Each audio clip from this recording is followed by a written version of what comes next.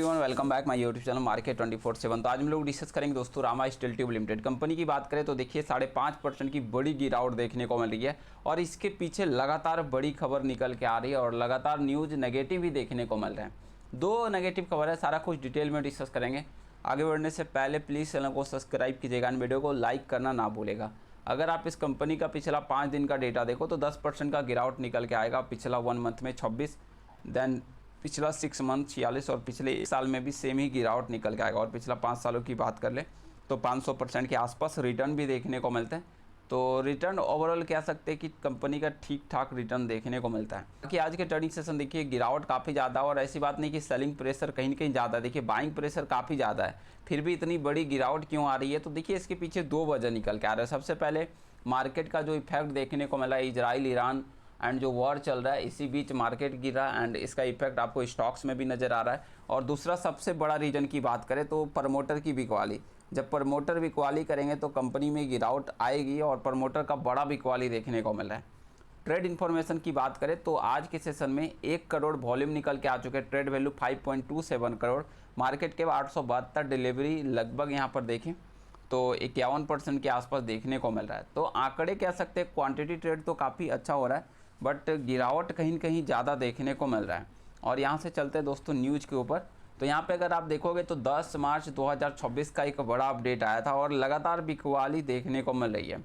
And यहाँ पे देखिए तो substantial acquisition of share take over, या तो ये सेल हुआ है Rama steel tube limited equity share sale, देख सकते हो सेल ऑफ इक्विटी शेयर। तो यहाँ पे अपडेट दे दी है कंपनी। तो किसने, तो सेलर कौन है दोस्तों? तो तरुण धीर देखने को मिलते हैं, पार्टनर MS अरुण इंटरप्राइज। तो जो कि यहाँ पे देखिए तो बिलोंग प्रमोटर ग्रुप से यहाँ पे बिलोंग करते हुए निकल के आते हैं and acquire belong to promoter group. तो यहाँ पे तो एक जब यहाँ पे बिकवाली होती है तो प्रॉब्लम क्रिएट होता है और यहाँ पर गिरावट देखने को मिलती है।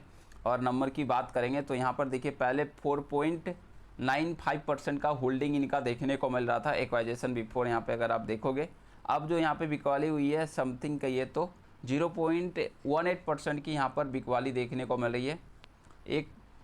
एंड अब इनके पास जो शेयर बचता हुआ निकल के आया देख सकते हो 4.77% यहाँ पे share and after acquisition sale या होल्डिंग, मतलब जो भी आफ्टर एक्वाइजेशन के बाद इनका टोटल कितना बचता है तो 4.77%। इससे पहले भी 6 मार्च को एक बड़ा अपडेट निकल के आया था, उसमें भी इनके द्वारा काफ़ी बड़ी बिकवाली हुई थी। यहाँ पे अगर आप देखोगे तो 7 मार्च की रिपोर्ट थी जिसमें यहाँ पे 6 मार्च को बिकवाली देखने को मिली थी। तो इस तरह से जब आंकड़े निकल के आते हैं तो प्रॉब्लम फेस करना पड़ता है। इससे पहले भी देखिए तो लगातार बिकवाली ही चल रही है और इस तरह के जब आंकड़े निकल के आएंगे तो कंपनी में बहुत ही ज़्यादा गिरावट देखने को मिलता है, जो कि देखने को मिल ही रहा है।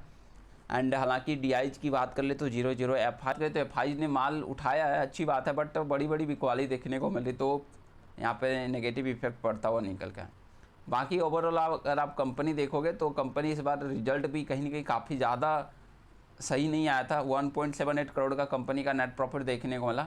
या आप ईयर बेसिस की तुलना की बात करो तो काफ़ी ज़्यादा नीचे गया, लेकिन क्वार्टर बेसिस पे रिजल्ट कह सकते हैं ओवरऑल ठीक ठाक रिजल्ट था। एंड यहाँ से कंपनी की सेल की बात कर ले तो कंपनी का सेल यहाँ पर देख सकते हो 289 करोड़ के आसपास, जो कि ईयर बेसिस की बात कर ले तो फ्लैट है बिल्कुल और क्वार्टर बेसिस पे तो नीचे जाता हुआ निकल गया। तो कंपनी का रेवेन्यू में गिरना थोड़ा सा ये भी एक नेगेटिव है। जैसे कंपनी का रिजल्ट आया उसके बाद भी गिरावट देखने को मिला।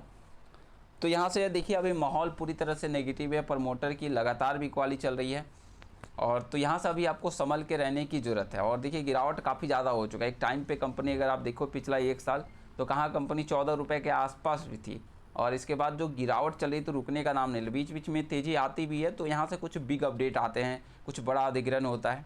तो अब कंपनी को फिर से कुछ ऐसे खबर निकाल के देने पड़ेंगे और फिर आगे अगर क्वार्टर रिजल्ट जो है दोस्तों Q4 का बेहतर रिजल्ट आना चाहिए। अगर रिजल्ट बेहतर आता है तो कुछ और ज़्यादा बेहतर होता हुआ निकल के आएगा।